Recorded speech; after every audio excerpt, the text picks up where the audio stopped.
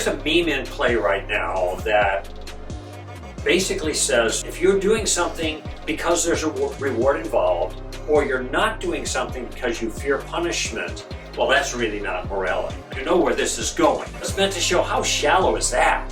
Pretty much as far as I know, every religious system that has God in the picture has that kind of system. So if that is shallow morality, the only way to get rid of that shallowness is to get rid of God. But the minute you get rid of God, you have gotten rid of morality. You cannot be a good moral law keeper for the right reasons, for the right motivations, if there are no transcendent moral laws to keep. By the way, don't go to evolution here. If evolution explains our moral impulses, then this whole objection doesn't even apply, because all it does is explain why we believe in a morality that does not exist. This is just not going to work. If God doesn't exist, there is no transcendent morality, and if there's no transcendent morality, there is no moral virtue of any kind, regardless of how you think your actions are motivated. So you kind of stuck with a system where God makes the moral rules and he also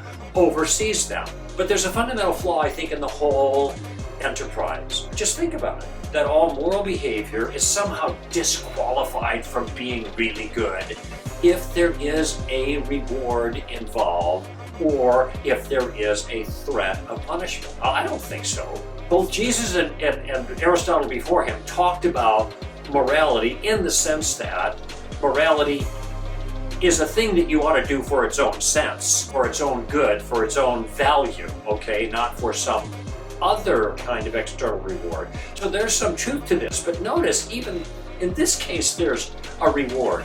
You live the moral life so you can have the satisfaction of being virtuous.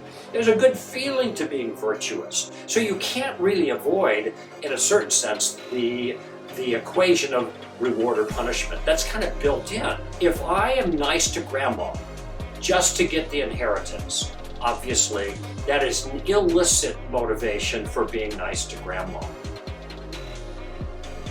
But there are other things that are the appropriate either rewards or punishments for certain behaviors. When you get those rewards, you are not somehow undermining the moral substance or value of the behavior itself. If you get the punishment, then you are not kind of undermining the legitimacy of that punishment or the behaviors. If a person becomes a Christian to avoid the punishment that is due them, okay, that's smart, not particularly noble.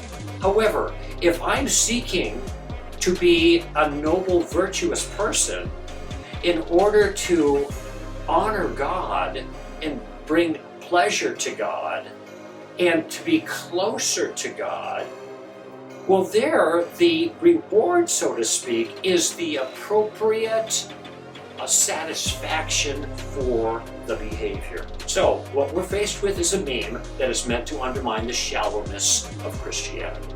Careful thinking about the moral project helps us to show that this meme is just a shallow attempt to discredit the moral substance of Christianity. It does not work.